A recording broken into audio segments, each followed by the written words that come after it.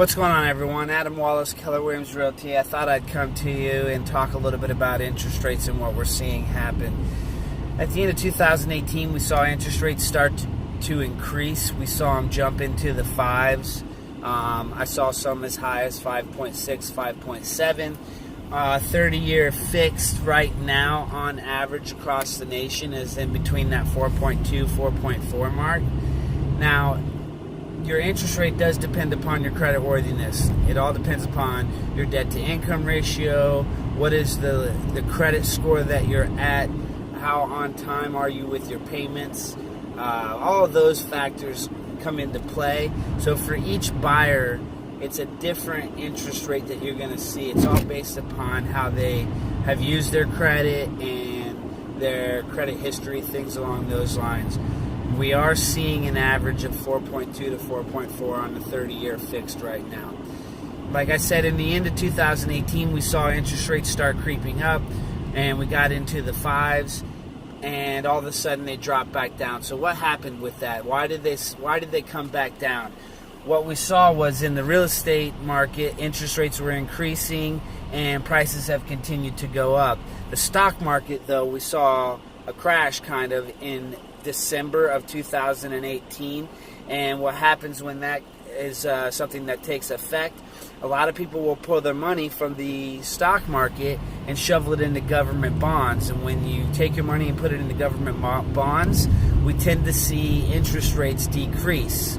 So that's what happened with what was going on in the stock market, and interest rates dropped back down again.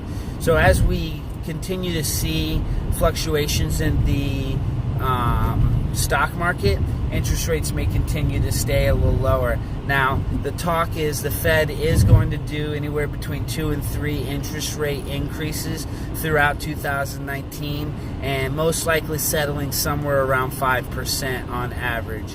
So what does that mean for you as a buyer? As a buyer, your every point that the interest rate increases, you decrease your buying power by about 10%.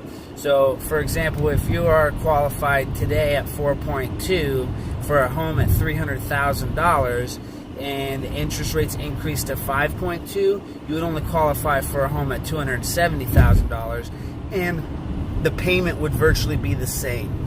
So even though you're paying less for the home, because your interest rate is increased, your monthly payment is going to be the same as if you were at $300,000 at a 4.2 interest rate as opposed to $270,000 at a 5.2 interest rate. What does that mean for you as a seller? As a seller, when interest rates increase and buying power of the buyers is decreased, it decreases the amount of buyers that are able to purchase your home. So it decreases the pool of potential buyers, and it lowers the possibility of getting an auction-like effect on your home, which would possibly drive the price back up if there's a lot of interest on the home and multiple offers come in. So for you as a seller, it does affect you if interest rates increase, with the potential of getting more activity on your listing and getting more money for your listing when you do sell.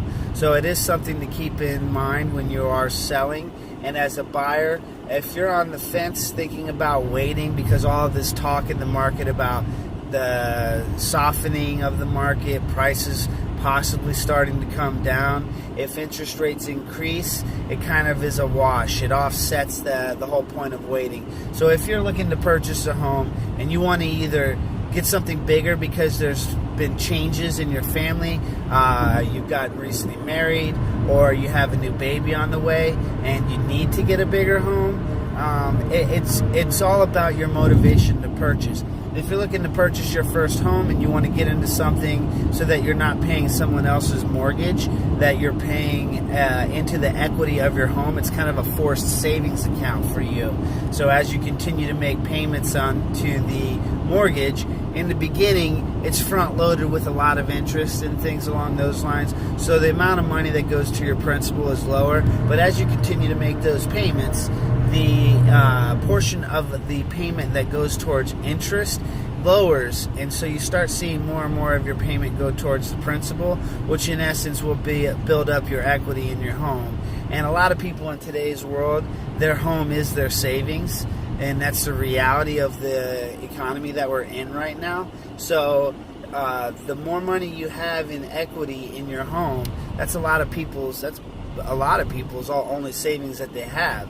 So their home is everything for them.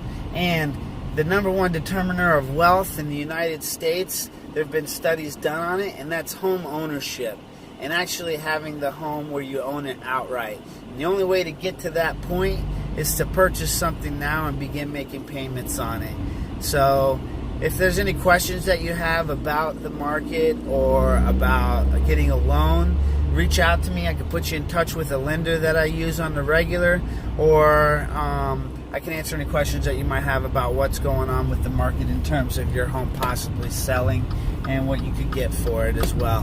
Thanks for tuning in, and y'all have an awesome day.